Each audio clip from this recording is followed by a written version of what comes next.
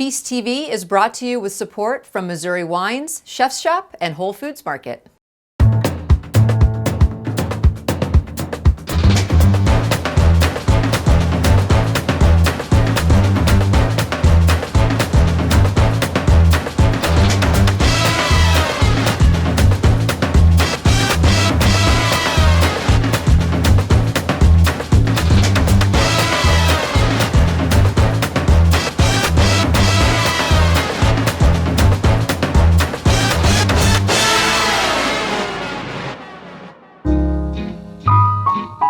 Welcome to Feast TV's Turkey Day Extravaganza. This month, we are going to guide you through the do's and the don'ts to make sure that your Thanksgiving is entirely perfect and delicious. This month, we're taking you to meet a young farmer who's raising Thanksgiving turkeys, teaching you the basics of roasting a perfect turkey, showing you how not to screw up the staples of the Thanksgiving table, navigating a grocery store wine section, and then we're gonna wrap it up in the studio, meeting a local artisan who's hand-making chef's knives. Now for the cooking demo this episode, I'm going to make two Thanksgiving staples, turkey stock and turkey tetrazzini. These are things that everybody tries to make after Thanksgiving, and a lot of times they'll fall flat. So I'm going to give you some tips on how to make sure that they are delicious. And I'm going to be pairing that turkey tetrazzini with a Chambourcin. Chambourcin is a French and American hybrid grape, which makes a fruity, really kind of a lighter style red wine that's going to pair perfectly with the cream sauce that we're going to be making for that turkey tetrazzini. Now, before we get into the cooking, I want to take you to Buttonwood Farms to meet a young farmer who's raising Thanksgiving turkeys. I'm Matt Tiefenbrunn, the owner of Buttonwood Farm, and these are my turkeys.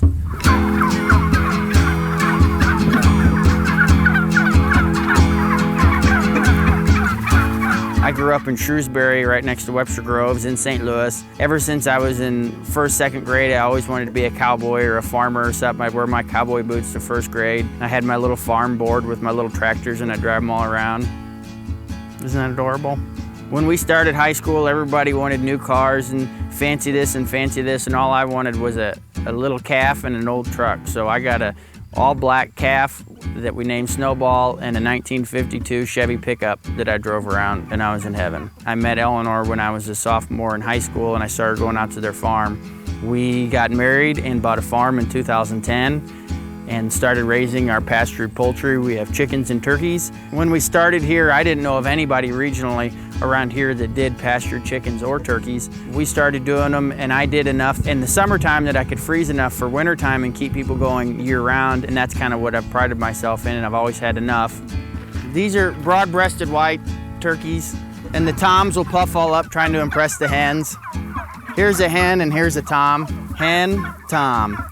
These turkeys will be approximately 18 weeks old at Thanksgiving, and the hens will weigh about 18, 19 pounds, and toms will weigh 22 to 24. And they're eating about a pound of feed a day, and there's about 1,100 birds out here.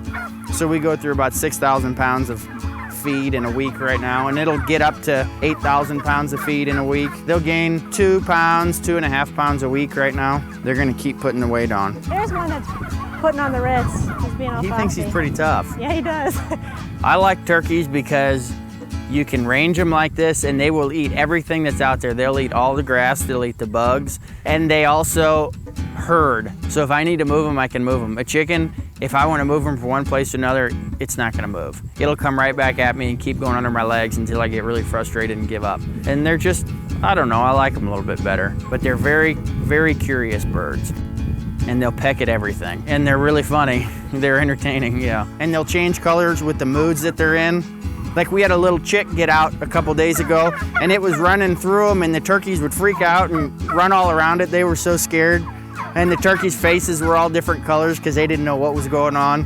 It was kind of funny. That one little chick, he was 2 days old, scared everybody. These are Cornish cross broilers, meat chickens. I brood them in here, so I raise them from day old or about 2 days old to 7.5 weeks, and then they're ready for processing. The birds over here are a week old. These are 2 weeks old, and those back there are 3 weeks old. And then next Friday, they will go out on range and then spend the last 4 weeks of their life out in the grass.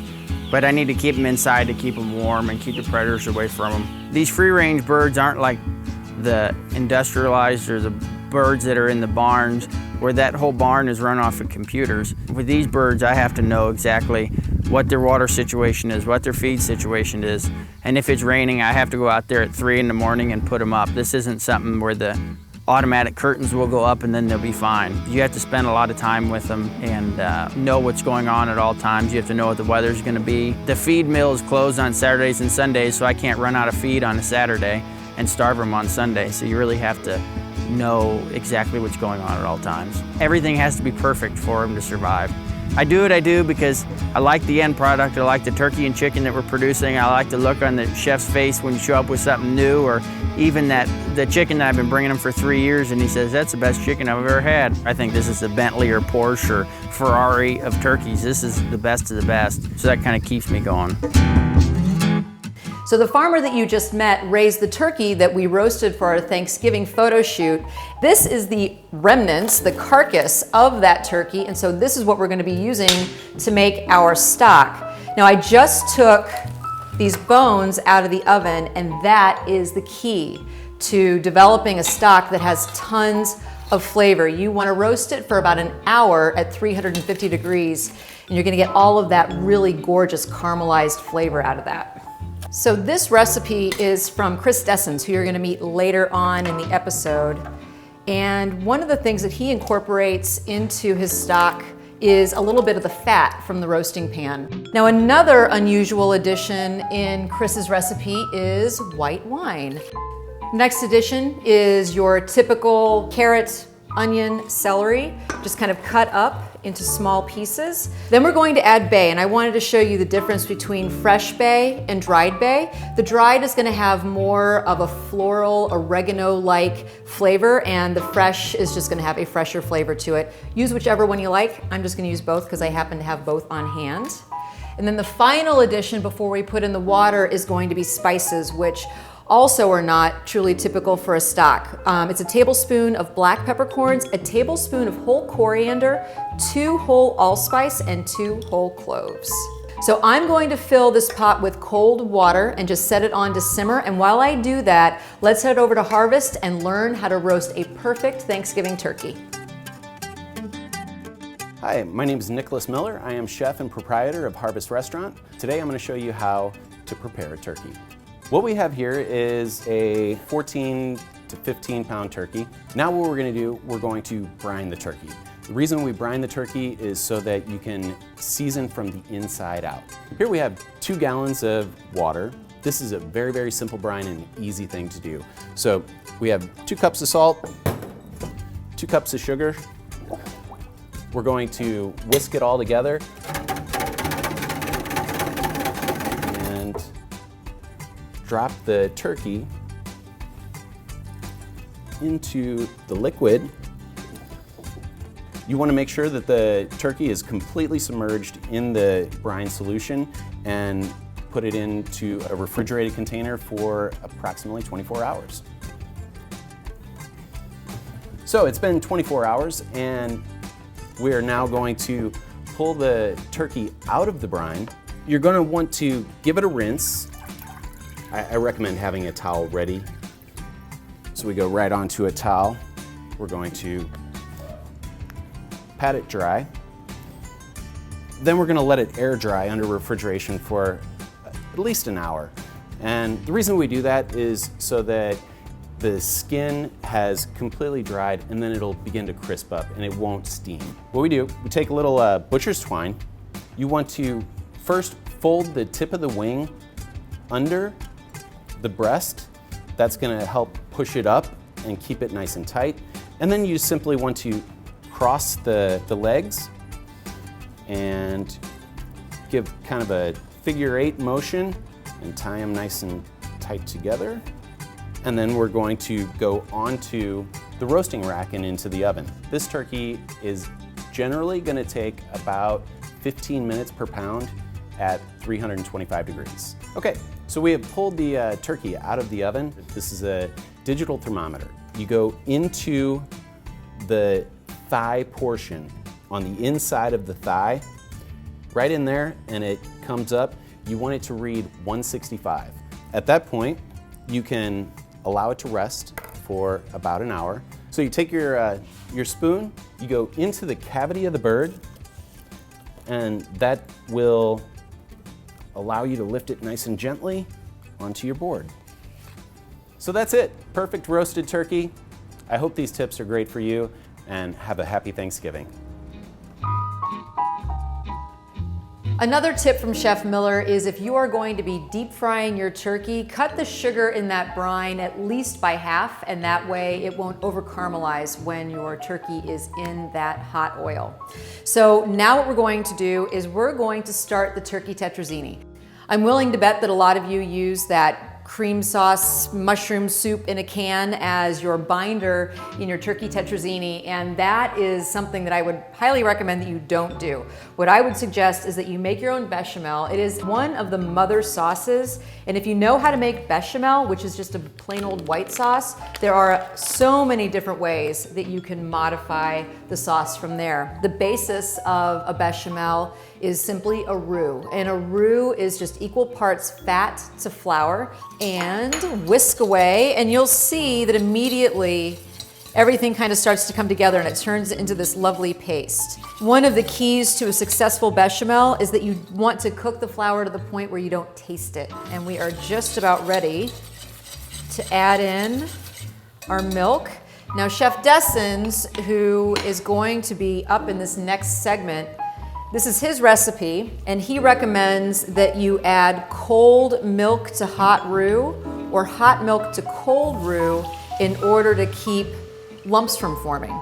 And for other fantastic tips and tricks on how to make sure your Thanksgiving turns out perfectly, let's visit Chris in this next segment. Today we're going to talk about Thanksgiving success, how to bring everything at the table at the right time and in the best way possible. We're going to demonstrate mashed potatoes that aren't waterlogged, stuffing that's not dry, gravy that's not lumpy, and then finally pie crust that's not tough and chewy. Let's walk through how to make the perfect mashed potatoes. We'll start by cutting the potatoes in even slices so they'll cook evenly. Second is how much water you put in. We want just enough water. You need a right-sized pan and just enough to cover the potatoes. We're going to cook them over high heat. Once the potatoes are on, we'll add salt, and we always start with cold water. Once the potatoes are properly cooked, we're going to drain the water off. Then we'll put them in the oven to dry them out. The steam will evaporate, they'll become nice and dry, and they'll be vehicles for that flavor. Now that our potatoes are perfectly dry, we're going to put them through a food ricer. That allows them to break down to smaller pieces and only handle them one time. And that's the key to perfect mashed potatoes. Less handling. Now that our potatoes are riced, we're going to finish by adding the milk and the cream mixture. The key is add small amounts only until it's mixed. You can always add more, but you can't take it away. So now that we've mastered our perfect mashed potatoes, we're on to our stuffing. Even slices, even dices, and even cooking. Butter in a pan and the bread behind it. We just want to melt the butter and coat the bread evenly. Then I'm going to put it on a pan, place it in the oven until they're dry, probably 20 minutes. As soon as that goes in the oven, I'll start the celery and onions, and I'll sweat those. The whole purpose of drying them out completely is that we can add more liquid and develop flavor. So we add our vegetables that have been properly cooked. We add our sage. And I'm going to add warm turkey stock. Now we're ready to add our eggs. And we're going to finish with parsley. And then it's ready for the oven. When I roast the turkey in the oven, we want to make the best gravy we can. So I take the neck, the gizzards, and the heart, along with my stock, and I cook it slowly. Once the turkey comes out of the pan, we need to save those drippings. And look at all that flavor that the turkey's given you. Bring that along for the ride. That's what makes Thanksgiving, Thanksgiving, right there. The next step is to make our roux to thicken our gravy. A common mistake people make is to not cook it long enough. Then we're going to add the rest of our stock together, vegetables and all. It goes all in there. Finally, once that's together, we're going to strain our gravy. Not too thin, not too thick, and full of flavor. Now we're going to finish with the perfect pie crust. A common mistake is made when people overwork their dough or the temperature of their fat gets too warm. The cheese grater ensures small, even pieces of the fat for even incorporation. Once our dough is evenly combined, this dough will need to be refrigerated at least a half an hour for it to become cold again before you roll it out.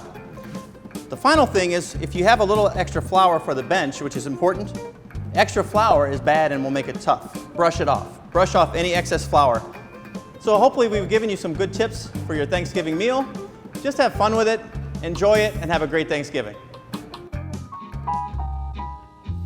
All right, so our sauce is beautifully thickened, and just go ahead and dip a spoon in there and just check the consistency. And it's nice and thick, but not too gloppy. So I don't have any of that flour taste to it. So now it's time to season the bechamel. A little salt and pepper, and of course, nutmeg. Always use fresh nutmeg. It's very readily available, and the aroma cannot be matched by the stuff that's all ground up and in the jar. Now I'm gonna go ahead and start just a bow tie style pasta, but you can use any type of noodle that you like. I've heavily seasoned this water because you want to season your casserole at every step along the way. The other thing to know when you're making pasta for any kind of a dish like this is that you want to undercook it, because it will continue to cook when you put that casserole in the oven for the 30 minutes. So I'm going to use a combination of olive oil and butter to cook my mushrooms and red peppers, because this will allow me to have the flavor of butter without worrying that it's going to burn. I'm going to saute these mushrooms and peppers until the mushrooms release all of their liquid, and then it's re-evaporated. Then we'll move on to the next step. So once your mushrooms are nice and golden, add in just a couple of cloves of garlic, and then you want to deglaze the pan with 1/2 to 1/4 cup of sherry, and this is what really is going to give your casserole that wonderful unexpected flavor. It's going to give it a lift. So the liquid needs to reduce by 1/2, and while I'm finishing this up, let's head to a local grocery store to tackle one of the toughest parts of Thanksgiving, the wine pairings.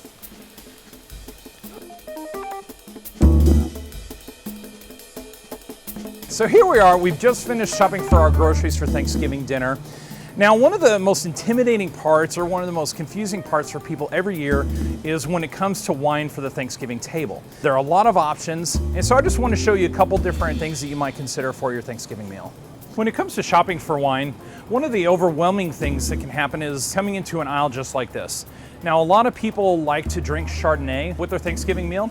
Absolutely nothing wrong with that. In fact, for California Chardonnays, the buttery and oaky flavors that often come along with those wines can match very well with turkey and stuffing in some of the traditional Thanksgiving dishes. However, if you have anything green on the table, such as asparagus, green beans, salad, then these wines just typically won't match very well, so I want to show you a couple that will. Chardonnay is grown all around the world. In fact, its ancestral home is from Burgundy in France. If you really want to drink Chardonnay at Thanksgiving, then white Burgundy is really an excellent option. Now, for me and my family, what we drink are wines from a little bit different area in France, which is Alsace. I personally prefer the Rieslings from Alsace. Now, these are wines with a nice minerality to it. These are drier style wines. These are not the sticky, sweet stuff that you might have experienced out of a blue bottle. And they have some herbal components that are really going to match the sage and all the different flavors that come in a typical Thanksgiving meal, like in stuffing and dressing and so forth. If you want to go with red wine, then I suggest you go with a lighter style red wine. A big, heavy Cabernet or Amarone or something like that is simply going to overpower the food that you're going to have at your Thanksgiving meal. A lot of people drink Pinot Noir. Again, wonderful option. Pinot Noir from France is available, but keep in mind that some of those can be very expensive.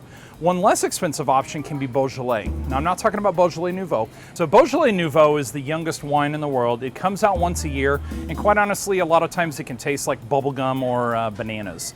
Now, there are other wines made from the same grape. It's made from the Gamay grape, which is a cousin to Pinot Noir.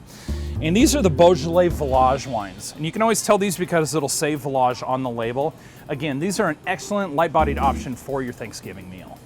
Now, since Thanksgiving is a holiday, it's certainly a time for celebration. And I think that any meal where you're celebrating calls for bubbly wine. Now, one of the options is champagne. Champagne is delicious, and by all means, if you want champagne at your table, then buy some. However, a lot of people aren't comfortable spending upwards of $70 to $100 on a single bottle of wine. So if you want some bubbly that's a little bit less expensive and a little more lighthearted, then a great option is Prosecco. Prosecco comes from Italy. It's a little bit lighter in style. Some of them have a little touch of sweetness, and it's just a wonderful option, typically for less than $20 that you can have and be able to pop some bubbly. So hopefully these tips will help you choose wines that really make your holiday special. Happy holidays and cheers. This is about 2.5 cups of the cooked shredded turkey that's left over from my Buttonwood Farm turkey that I roasted earlier. So this really is just final assembly. All you're gonna be doing is putting in your turkey, your cooked pasta, then we just have 1.5 cups peas. They'll add a nice sweet pop, and a bunch of herbs. We have parsley, sage, and thyme. Now this, obviously, is our most important ingredient. It is that gorgeous, creamy bechamel sauce. Much better than anything you can get out of a can. At this point, it might be obvious that you want to go with a large pot, but sometimes you're just fully committed when you're this far into a recipe. So we're just gonna gently stir and just hope for the best. All right, we're pretty well mixed. Not too much of a disaster on the countertop. And now I'm gonna butter this gratin dish, and I'm using my hands and I'm just spreading this butter around. Yes, you can spray it with some sort of a non-stick spray, but I would always recommend that you use something that's natural, and it'll taste a lot better than that stuff too. So just spoon your casserole in. Now this is what makes this casserole really a lot of fun. Not only is it topped with really good quality Parmigiano Reggiano, it's gonna melt in and give kind of a nutty, salty flavor. And then, this is the best part of this entire casserole. Get in there, crunch up your potato chips. These are Billy Goat chips that are made here in St. Louis. So you top your casserole with this. So when it comes out of the oven, it's gonna have this salty, crunchy layer on top. This is comfort food. Now this just goes in the oven, 350 degrees, half an hour, 45 minutes until it's golden bubbly. Now we all know that quality ingredients are key to great holiday cooking, but so are really terrific tools. So I'm gonna introduce you to Nate Bonner, who is making artisanal chef knives by hand here in St. Louis. I'm Nate Bonner. We're here at NHB KnifeWorks LLC. This is my workshop and our retail outlet, and I am the head knife maker and co-founder. It's really cool to be able to come to work, walk in here and dream up a shape. It becomes a reality that day. To be able to make something that's super specific to a chef's need or to my needs is really kind of how it starts. So this is the first step. This is the 1095 high carbon steel that we're using. And we need to basically break it down into usable sizes. And so we'll get cutting. Safety first.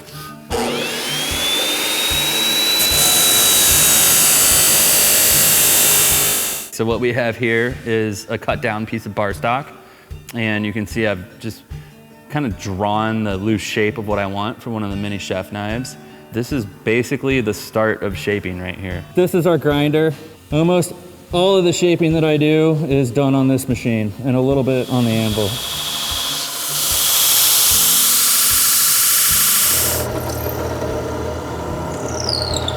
So at this point, our knife is shaped, our grind lines are for the most part where we want them, all our holes are drilled. Now we're gonna go ahead and finish all the texture work on the knife, we're gonna finish hammering it out, and then we're gonna heat treat it. So in the forge we go.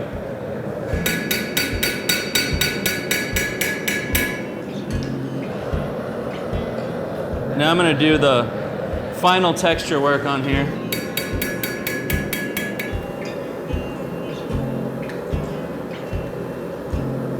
So now we're gonna finalize our grind lines and do some polishing and get this blank ready for a handle.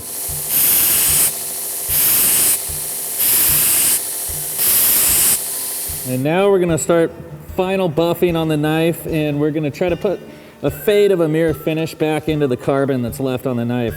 And so we're gonna light this guy up. This is by far the most dangerous machine in the shop. If it takes a knife from you, it's going in the wall. Woohoo! Okay, this is step one in breaking down a handle into scales to go onto our beautiful knife. Ta-da! What really makes the knives different and what catches people's attention right off the bat is the handle material. So when we talk about the handles, we gotta talk about my friend Tom Stone.